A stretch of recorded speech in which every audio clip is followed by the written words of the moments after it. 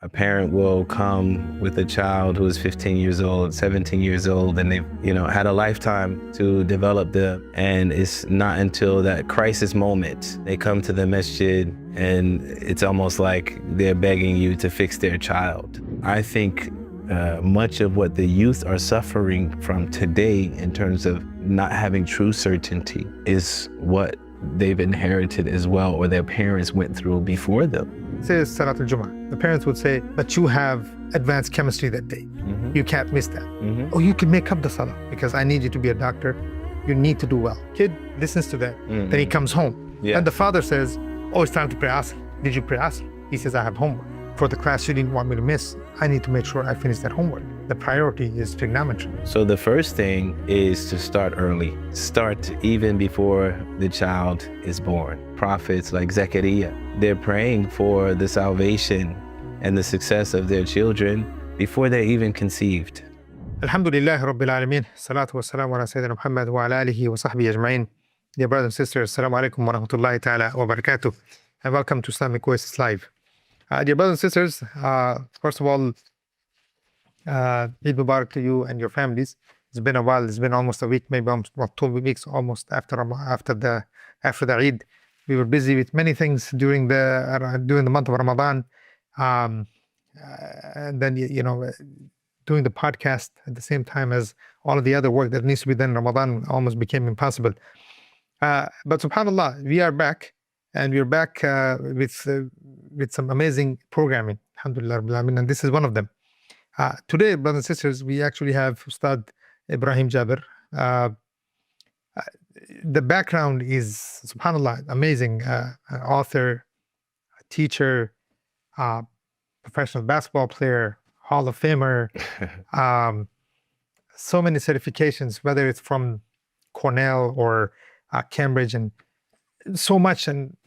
But the most important, someone who has studied Islam.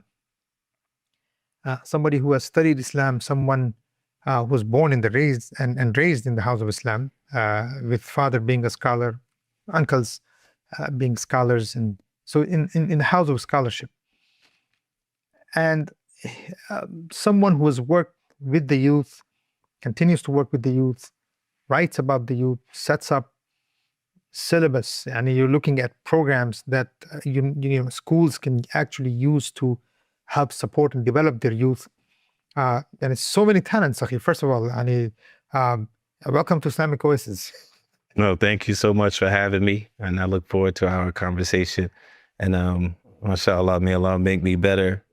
Mashallah, mashallah. I mean, I was doing that to praise you. It's just it is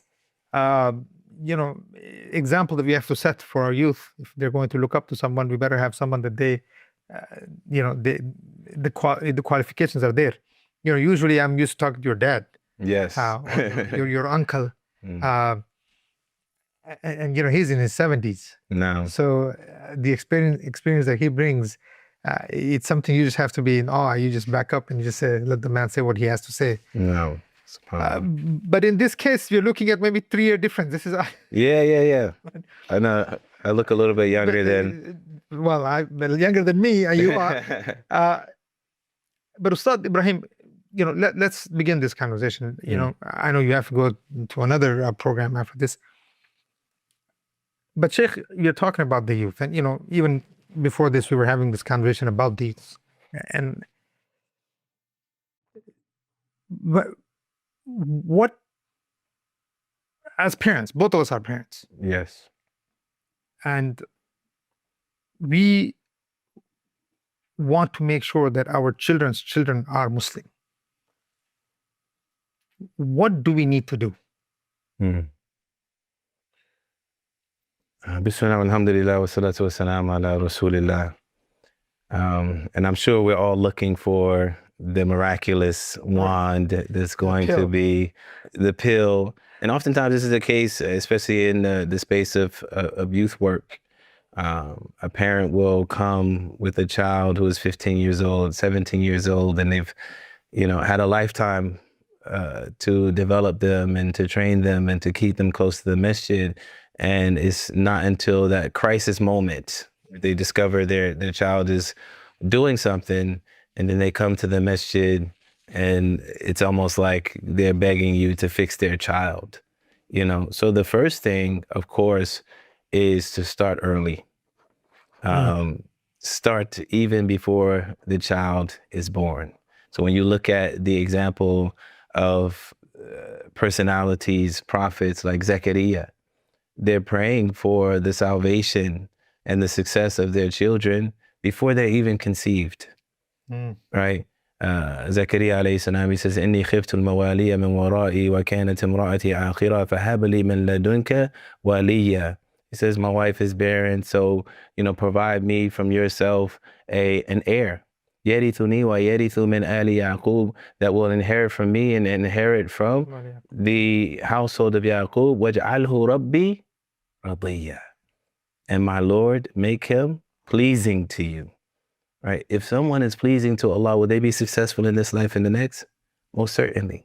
So he's praying that their child will have certain characteristics before the child is even born, right, that are pleasing to Allah.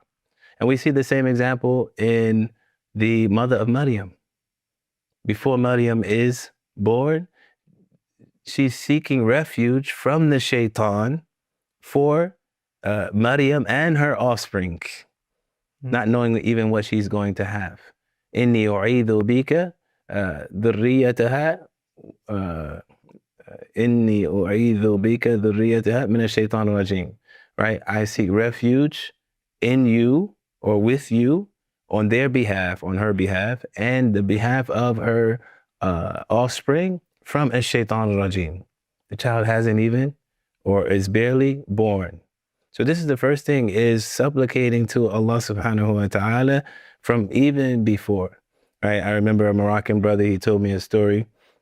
I guess it's famous in Morocco, that a man came with the child to the righteous persons of the community. He says, make dua for my child. He says it's too late. Meaning what? Right? We should start first and foremost before the child is born. And this also goes to choosing the proper spouse. When you look for a spouse, you shouldn't simply be looking for a companion, but you should be imagining that this person is going to be the parent of my child. This person is going to be responsible for making sure that this child learns Islam properly from a young age. And so they have to know a little bit about Islam themselves. So first and foremost, obviously, it starts at home. It starts with the parents. And then, of course, there's certain things that you want to do in the tarbiyah of the child that would strengthen them and enable them to walk confidently as Muslims, and to also have an Islamic worldview. How often, for example, are we in our just natural conversations mentioning the name of Allah? Mentioning a verse in the Quran when something happens around us, connecting the dots. Because Islam is not confined to a book. It's a living reality. When I was in Egypt, I remember a vivid story of me teaching my son just a little bit of the explanation of some of the verses that he was learning. And this is from Surah Al-Ma'arij. إِنَّ الْإِنسَانَ خُلِقَ هَلُوعًا إِذَا مَسَّهُ الشَّرُّ جَزُوعًا وَإِذَا مَسَّهُ الْخَيْرُ مَنُوعًا. Indeed, the insan is created unstable. Like they have instability. They become flustered. They become bothered very, very easily. Right? Whenever harm touches them, they become bothered. And whenever good reaches them, they become covetous, attached to the dunya. And I'm teaching my son this. He's only about, maybe 7 years old, maybe a little bit younger. As he's learning the verses, this is what this means. He understands a little bit of Arabic because he's living in Egypt. And a few days later, one of my younger children fell down and started to cry. And out of nowhere, my son, just like in his own subliminal world, starts reciting the verses that I'm teaching him. إِنَّ الْإِنسَانَ خُلِقَ هَلُوعًا إِذَا مَسَّهُ الشَّرُّ جَزُوعًا. He was able to connect that explanation to what's happening around him. So Islam is no more theoretical in his mind, right? But it's a practical living reality around them. And this is one of the major things that our young people struggle with, is they haven't developed a true certainty in their Islam, where they're able to see it as, you know, the reality. They're able to see through the lens of the Quran, see through the lens of the Sunnah. There are people that memorize the entire Quran without barely understanding any of it. Even Arabic speakers. This is one of the things that surprised me so much, because I have a lot of youth that are Arabic speaking, but when it comes to the Quran, they don't understand it. So how is it actually impacting their hearts? Didn't Allah say, أَفَلَا يَتَدَبَّرُونَ الْقُرْآنَ أَمْ عَلَى قُلُوبٍ أَقْفَالُهَا? Right? Do they not ponder over the Quran, or are there locks upon their hearts? Understanding the Quran is what is supposed to unlock our hearts. Obviously, reciting it has a benefit, and it has a virtue, and there's a reward for it, and you could be elevated for that. But when we talk about transformation, it comes with understanding the Quran. Inna hadha al-Quran yahdi lillati hiya aqwam. This Quran is supposed to guide to that which is most upright, that which is most virtuous. But it can't do that when we're not understanding the Quran as it was revealed, right? So I'm a big proponent of working diligently to develop certainty and to connect the dots for our young people, so that Islam is a living reality, not just a ritual practice that we do. Sheikh, I mean, you mentioned a lot of things. I know. No, but you know, especially the role of the parents. Yes. And you said, well, even begins before you even have a child. So even, I guess you're talking about your spouse here, right? And the examples that you're giving examples of homes that are already built a certain way. Method like the prophets, like Zakaria, Ibrahim, or whether it's, you know, Zakaria, or whether it's Maryam alayhi salam, whoever. If someone asks you, but that doesn't fit me,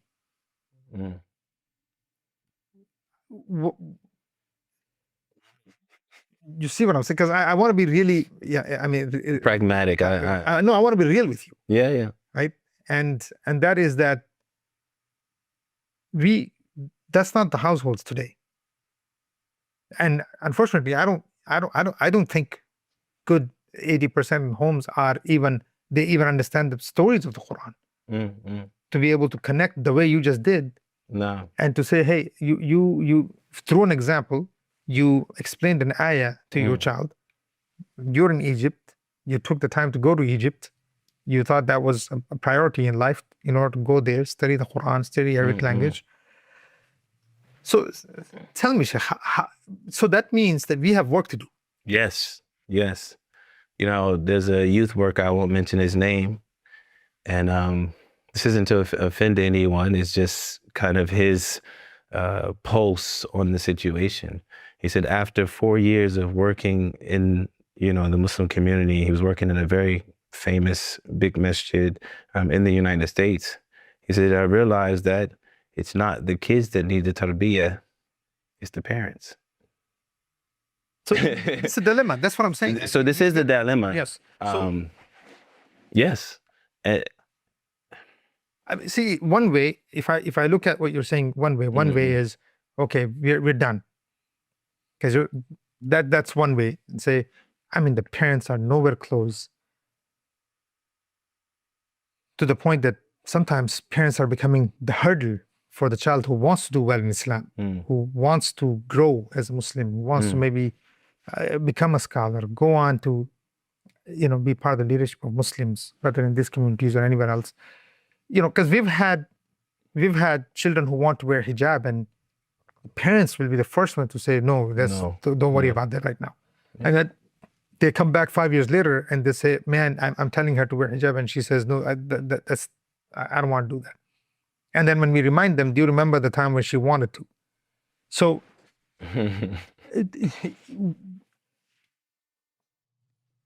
why isn't Quran practical for the parents, Sheikh? What as much as it was practical to you? The same thing I described about the youth, No, the same thing I described about the youth not having certainty, inheriting Islam from a cultural. Now it's been passed down in a cultural way for 7 generations, 8 generations, and every generation the hijab gets further back 1 inch until. So it's not Aqidah.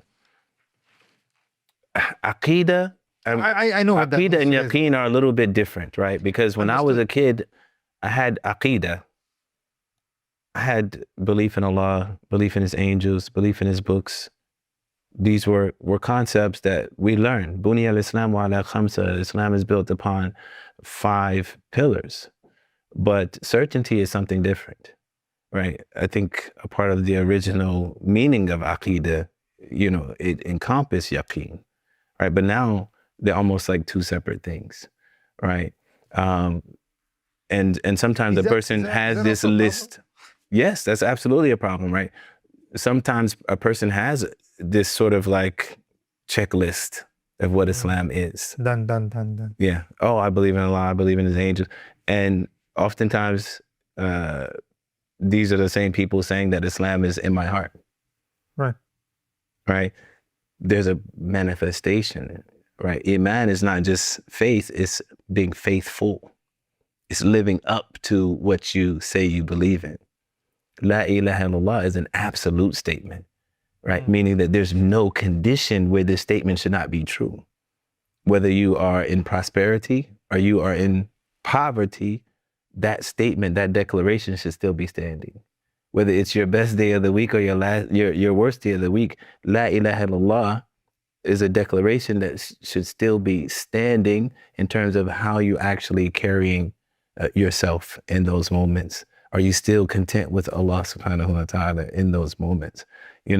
So I think much of what the youth are suffering from today in terms of not having true certainty, right, is what they've inherited as well, or their parents went through before them, is really having a cultural orientation towards Islam. When you really think about the early community of the companions, what they witness of miracles, physical miracles, what they witness of the integrity of the Prophet ﷺ, there was no doubt that he was the messenger of Allah. There was no doubt that there was a hereafter, that they were going to stand before Allah, that there's a such thing as heaven and hell. And I often give the example, if you know that there's traffic on a road, okay, and you have to get to a certain destination, right? What are you going to do to make sure you get to that destination in time? Right? Maybe you're going to leave earlier. I prepare. Right? You're going to prepare, or you're going to take a different route. Right? Why? Because you have certainty. Certainty that there's going to be traffic causes you to actually make adjustments in your actions. Naturally. Or you're trying to get somewhere. Yes. You know that you need to be there. Yes. Right? And you have so that causes you to adjust your actions. You understand? You plan ahead. What about certainty in the hereafter? That should make you also do certain things. And so when we don't see the taqwa kicking in, and people avoiding what Allah forbade, and people rushing towards doing good, oftentimes it goes back to this particular thing that hasn't been unlocked in the individual. Sheikh, let me, do you think that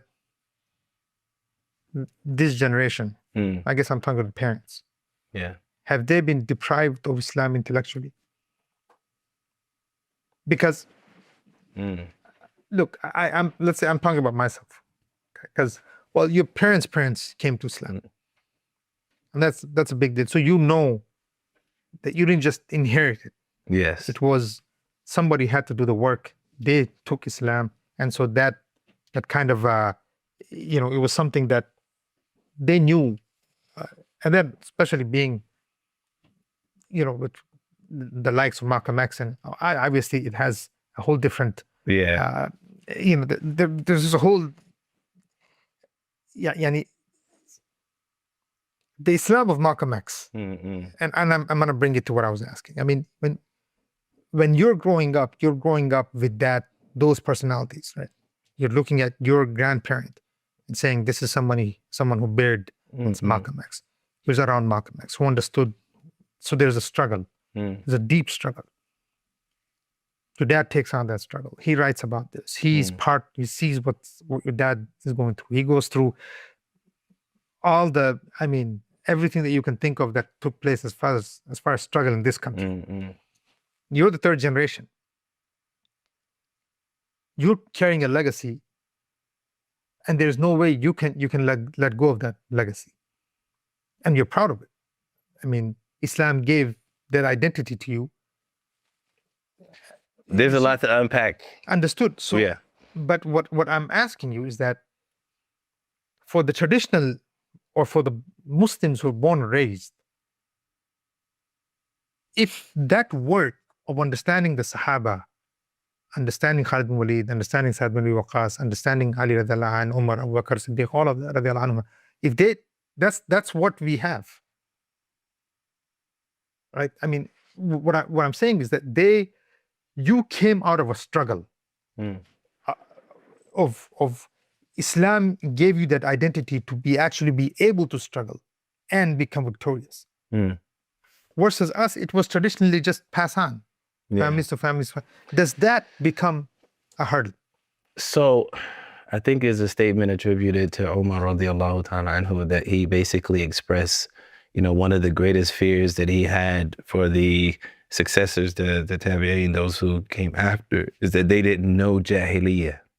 They didn't have that experience of Jahiliyyah. What this also means is that of the advantage for the companions themselves, that first generation, is that they experienced Jahiliyyah for themselves. But they understood at least the fruits of Jahiliyyah. Sure. And the worst of it as well. Yeah. Right? Well, that's what They used to laugh at the ignorance that they used to engage in at times, and then, cry, about it as well, because they realized how foolish certain things of Jahiliyyah was. The acts of burying daughters a lot. So, Umar radiallahu ta'ala anhu is said to have, made an idol out of a date to worship. And then when he became hungry, he ate the date, So they experienced Jahiliyyah. They had no desire to go back to it because it was something that they knew the ins and outs of. Even, but those who apostated, they didn't go back to shirk. They understood the Jahiliyyah. Right. And so oftentimes we're at a disadvantage, or we could be at a disadvantage because we didn't experience the Jahiliyyah. And so the shaitan can still come in and glamorize it for us and beautify it for us. And this is one of his strategies, is that he makes everything bad look good, and he makes everything good look bad. He tries to flip the reality. And so we desire that which is bad, and we despise that which is good. This is from the strategy of the shaitan. And so when we don't know Jahiliyyah, like people who inherit religion, Islam, year after year, we so curious at times. And this is something that I experienced as a young person as well. Even though I have figures like my grandfather, who is the biggest hero in my entire life, and figures like my father, who was another one of my heroes, I was still a young person growing up in the United States, and I still had to go through my own struggles. And I very much inherited Islam, just like someone who was born in a Muslim country inherited Islam. And so I still had to learn about Jahiliyyah and experience a little bit of Jahiliyyah for myself growing up. And it was really through going on my own journey of studying and trying to figure out, the question of believing in Allah or God, or a divinity, was never really a thing. But how do you know Islam is the right religion? How do you know that? Simply by the testimony of your parents? Obviously not. Yeah. Yeah, but that's what's happening. That's what's happening. That's what's happening. It's by the testimony of others. That's okay. So that's where the question is. Have you been deprived of the intellectual struggle of Islam? Meaning that we didn't study the Deen. That's why we're so eager to accept Jahiliyyah? Because we study Jahiliyyah in details. Yes, yes, yes. I mean, we're going to schools and we're studying all kinds of philosophers and we're studying all kinds of thinkers, right? I mean, Western thinkers, whatever, Karl Marx to Che Guevara to Yes, Jacques yes, yes. But who's studying Ibn Sina? Who's studying Ghazali? Unless you're going to one of these madaris, even there, I really doubt that they're studying them deeply. But do you see what's happening? I mean, have we really been deprived of that? That's why Islam became a tradition, but our intellect still wants Jahiliyyah. So I don't think a person needs to go as far as Ibn Sina in terms of it's beneficial now, but I'm just saying, I think certainly knowledge is undefeated. I always say this, knowledge is undefeated.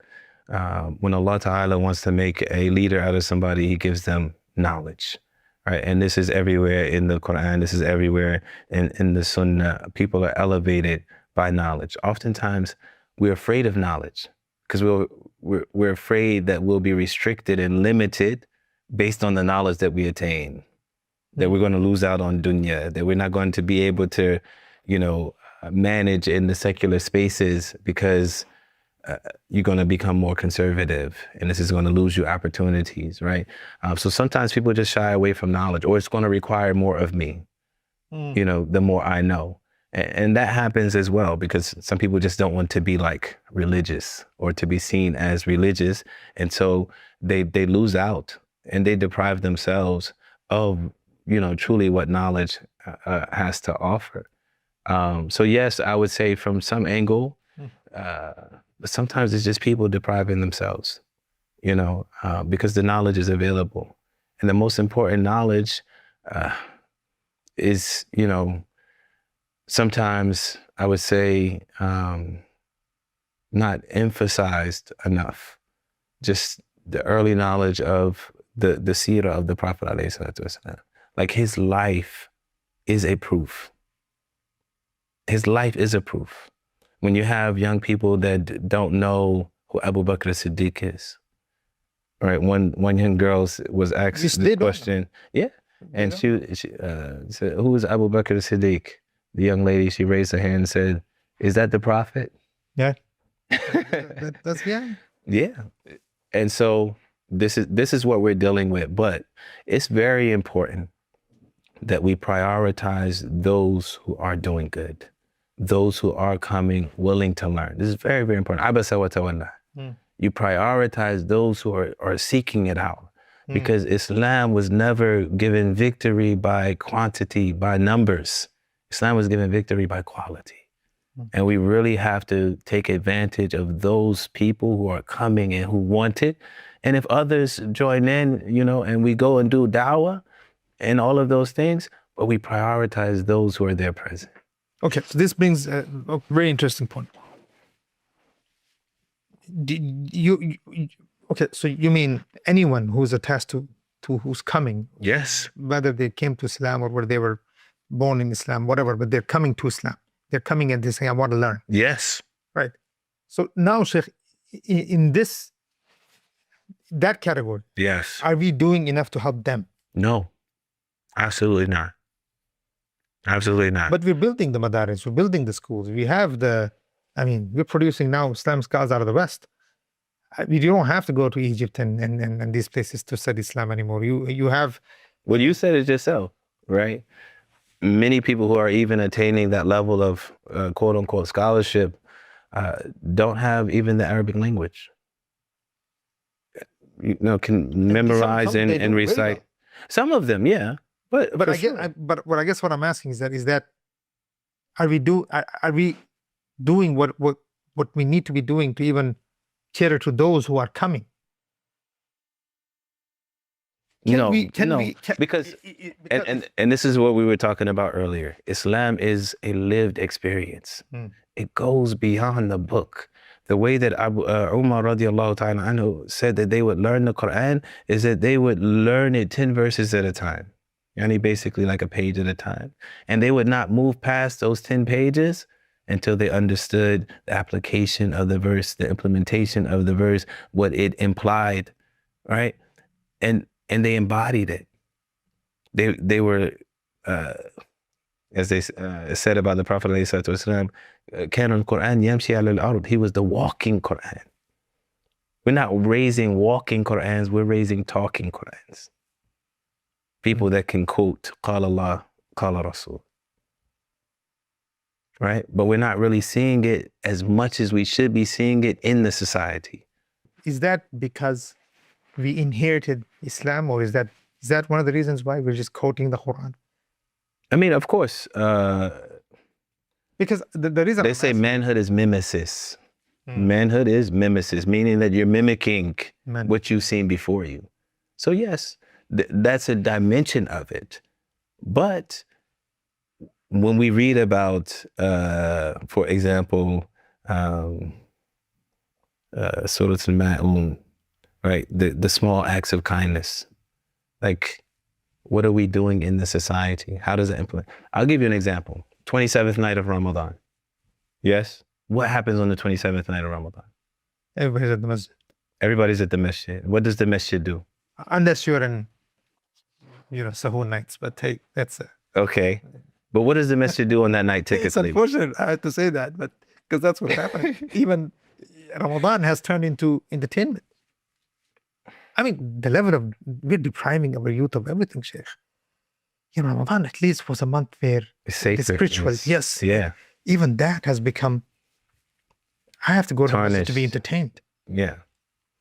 It's true. It's very true. But you had a different point of view. My point is, what happens on the 27th night? We're finishing the Quran. Maybe finishing the Quran, Laylatul Qadr night, big fundraiser. Right. Right. This is when everybody's holding on to give their money. Yes. Right.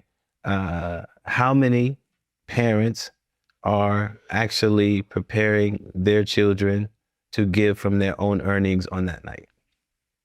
Even if it's a little bit. How many masjids are facilitating the giving of young children on that night? If you see them raising their hand, they're raising their hand on behalf of their parents, and that's a good thing, right? But the real tarbiyah is when they are looking at their little savings and they say, I have $100, I'm going to give $30, I'm going to give $50. You understand? So now it's their Islam. How many young high school kids are setting their own alarm for Fajr? Yeah, how many parents are? Right. That's the second question. No, but see, here's the thing. Here's the thing. So, we went to high school here. Both of us did. I actually played ball too. I don't know if you know. But oh yeah, basketball. Yeah, but that it wasn't Chicago street ball. It was never. I played high school, and then But okay. But it was never Philadelphia. I mean, Hall of Fame. Inshallah. Alhamdulillah. But I'll give you an example. Parents would say, at least kids that I knew, they would be like, okay, say Salat al-Jum'ah. The parents would say, but you have advanced chemistry that day. Mm-hmm. You can't miss that. Mm-hmm. Oh, you can make up the salah, but you can't miss that because I need you to be a doctor. You need to do well. Do you know how damaging that is? But here's the thing. So the kid listens to that, says, I need to stay, make sure I take that advanced, whatever it is, trigonometry, whatever he's doing. Mm-hmm. Then he comes home. Yeah. And the father says, oh, it's time to pray Asr. Did you pray Asr? He says, I have homework. For the class you didn't want me to miss, I need to make sure I finish that homework. So the father says, just pray Asr and do that. He says, no, the priority is trigonometry. Mm. I'll make that up. Mm. Yeah. Are we teaching nifaq to our parents or to our kids? In a lot of ways, we're at least teaching ithar dunya, preferring the dunya over the akhirah. Now, I like the way you put it, but I understand the way you don't want to be at bare minimum. We're definitely teaching a prioritization over dunya, over secular, and secular over deen. Not everyone. There's parents that are picking up their children from school every Friday or every other Friday to bring them to Jumu'ah. There are parents that are advocating with the principals of the schools and the Board of Education that they facilitate prayer at the school on Fridays and during the week. And when parents are involved in that way and community leaders are involved in that way, this is when you gain that type of traction. And so everybody has a role to play. The youth have a role to play, because if they're not going to pray at school, even if we facilitate that for them, then they're still not praying, right? If the parents aren't going to prioritize it, then typically the young people aren't going to prioritize, and they're going to follow step by step in their parents' footsteps, right? But the community also has a role. As an imam, as a clergy member, as a youth worker who is attached to a masjid, I can also play a role in advocacy. And oftentimes, people that are receiving blame don't realize what they have the capacity to do. They don't realize that they can go to their principal's office, or they can go to their PE teacher and say, hey, can we use the gymnasium to pray when we get here in the morning, because my bus picks me up before Fajr actually comes in. You know, so we also have to cover the blind spots for them, because oftentimes they just don't know what they actually have the capacity to achieve. And when you get them going, especially young people, they have so much gravity amongst their peers, right? We've had so many high school students embrace Islam just because they have Muslim peers, and they start to ask questions. And their fitrah hasn't been overclouded. Their fitrah hasn't been, made too foggy by the dunya. And they start to hear about just like the concept of Tawheed, Kul Huwallahu Ahad. And they say, yeah, that's what I believe. So we have to empower them. We can't just say that they're not doing the right things. We need to bring them in, talk to them, hear their concerns. They say no one cares what you think until they first think that you care. And the Prophet ﷺ was a master at operating and influencing from the direction of compassion, right? People felt that he cared about them, right? And that was enough for them to want to be around him more and more. There's another thing that I want to say, and we've been touching on it. Modeling is so important. Like modeling, being the example, practicing what you're preaching. It's like, again, you see this in so many of the prophets. They're just leading by example. That's really, really contagious. How much are you like your parents? Like subconsciously. Yeah. How much of my father, for example, do you see in me? Yeah, a lot. Or do you?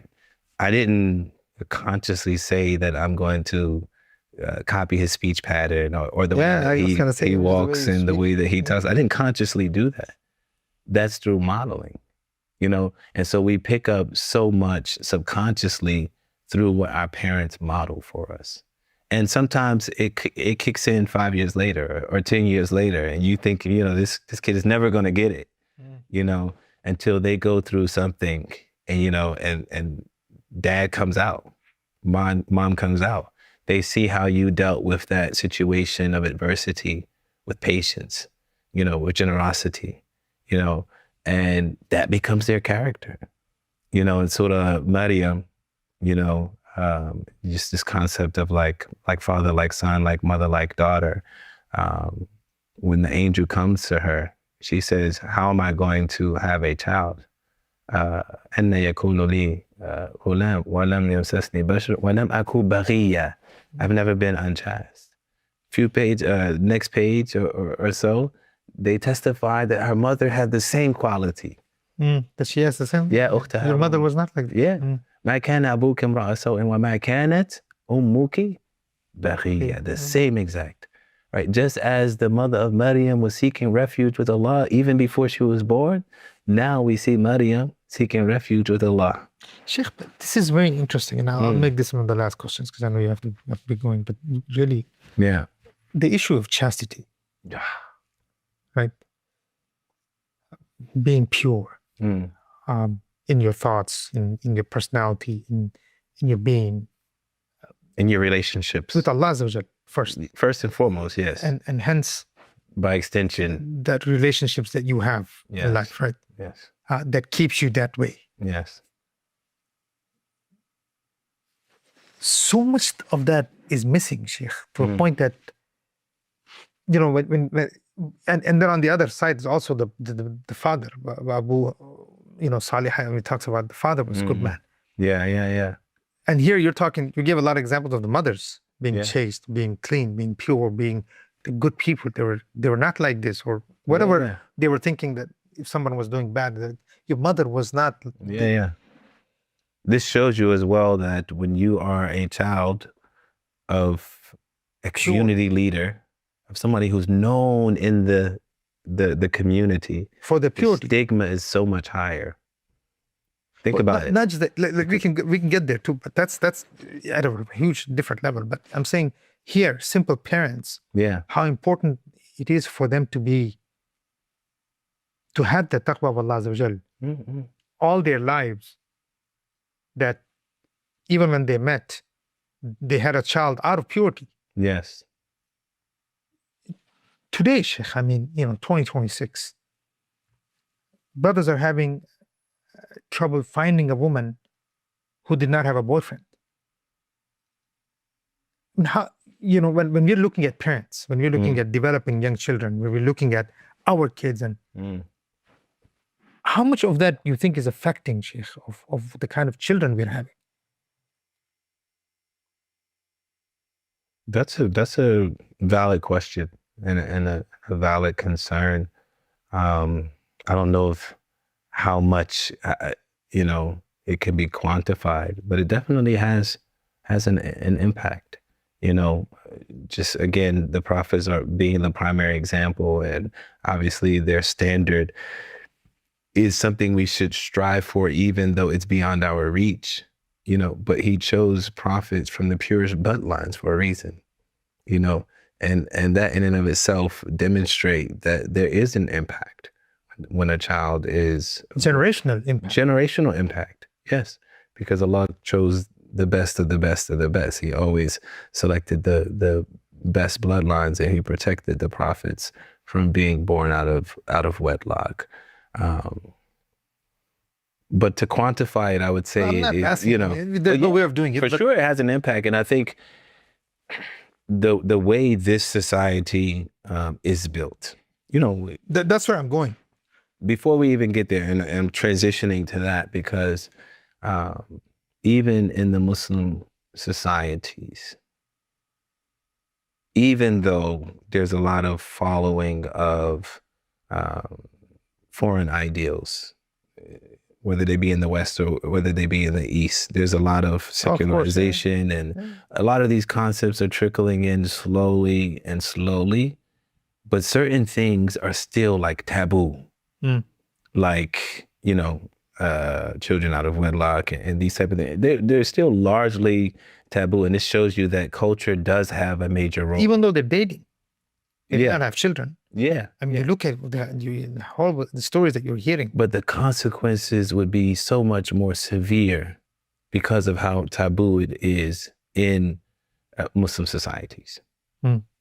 Whereas here, if it happens, you may have some backlash in your own home, but it may not be as severely received because it's normal. Society. And one of the major things that's contributing to that is just the increase in male-female interaction. It's normalized, right? And then on top of that, you have a different type of access that you would not have had in conventional classical societies. You have the phone. People are, in fact, moving out of the home prior to marriage. And you don't have the protection of the home because you would be too shy to do certain things in your home that are against the norms of the values of your parents. But now all of those barriers are falling one by one.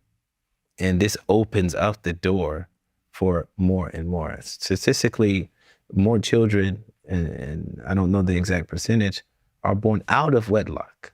and this is not just a Muslim thing, but this is a societal thing, than actually in wedlock. You know? And so the Muslim community can't imagine that we are going to be immune to these things. And one thing that's very important that we shouldn't do is stigmatize young people that fall into these things.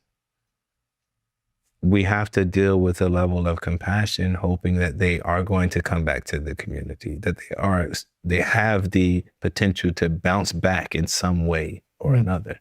But if it becomes ostracizing and these type of things, then we may lose them, altogether. And so we still have to have compassion. We still have to deal gently with these things.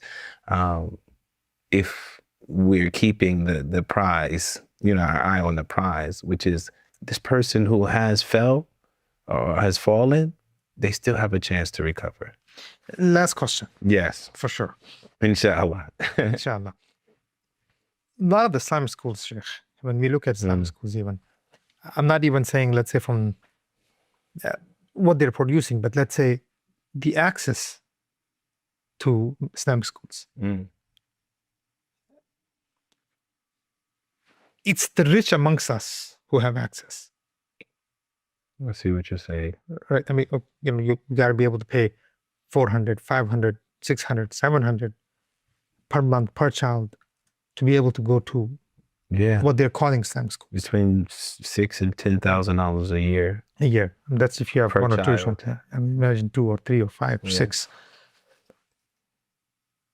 Fine, homeschooling is an option. Those who, even that means you have to have parents who are educated. Yes. Who can actually educate. Yes. But majority of parents are trying to make a living, put food on the table. The household now where the mother and the father are working. So when we are talking about providing Islamic environment to our youth, do you think that, I mean, from looking at the numbers, I think most of them are deprived just because they can't make the payments. They can't come to these full-time schools. They can't go to private schools and pay that kind of money unless you are at a certain status in society. Now, the majority are below that status, Sheikh. Right? Good 70%, 80%. Not everybody is making, maybe you can put 5 kids in school paying $700 a month. So again, we go back to the same thing. So even if you're catering, are we choosing to cater a certain class?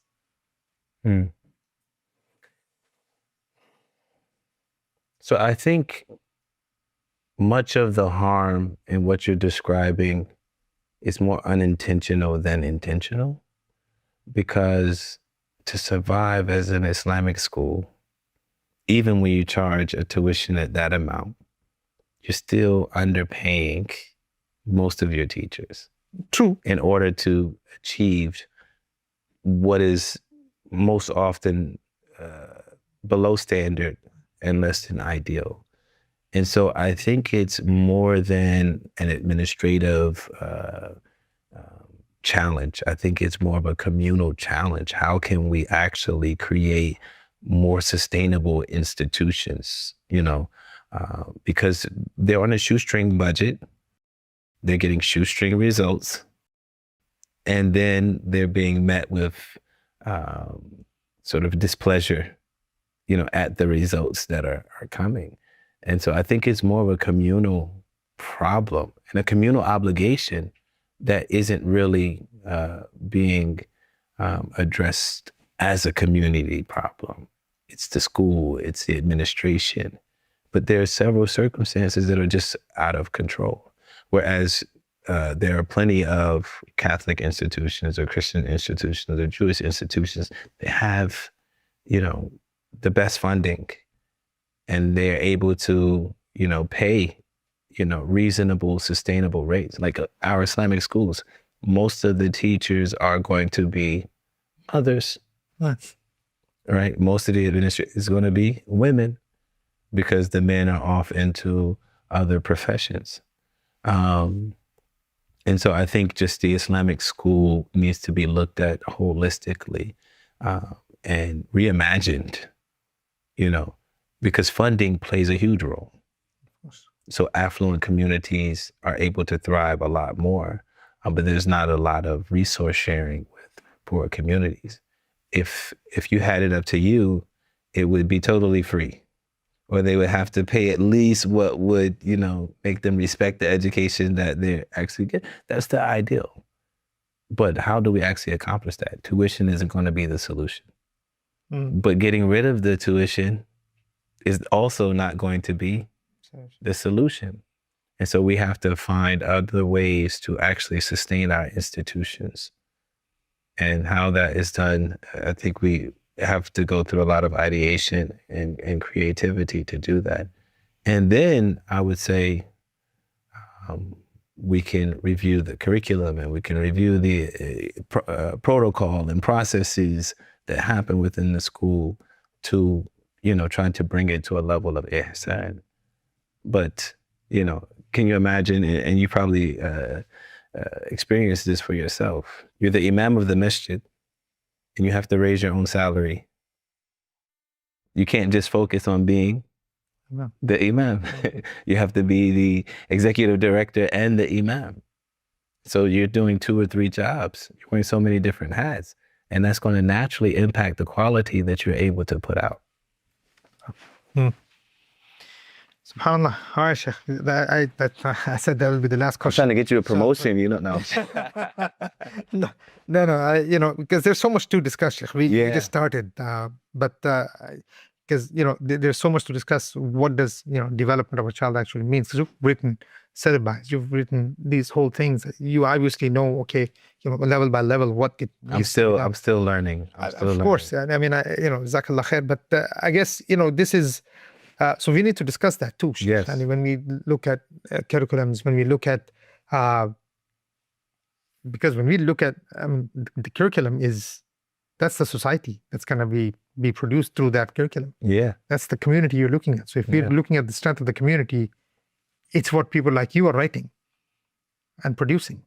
So that's a discussion that we have to have. What does that mean? So that you can look 10 into 15 years into future and say, this is what this work did produce. Yes. I mean, I'm sure you guys, you're doing that. You probably look into those things and say, because that's a huge job.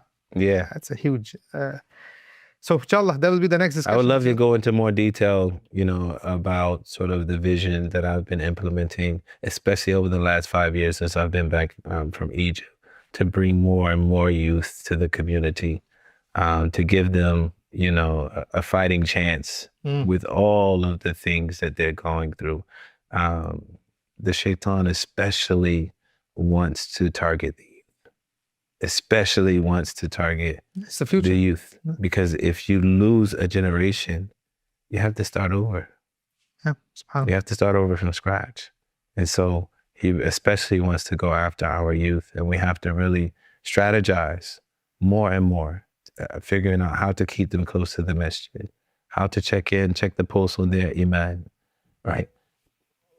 Their companionship, as they say in Arabic, as-sahibu sahib, right? The companion pulls.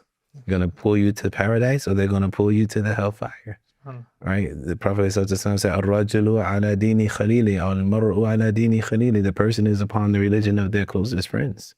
So are we facilitating healthy suhbah and spaces for healthy suhbah to develop, starting when they're very, very young, pairing them up, making them companions at a young age, and these will be their lifelong friends.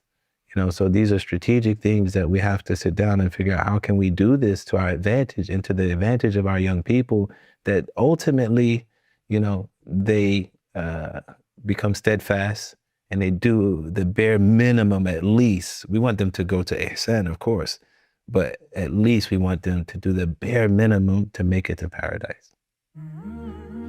Inshallah. All right, Sheikh. Jazakallah khair for your time.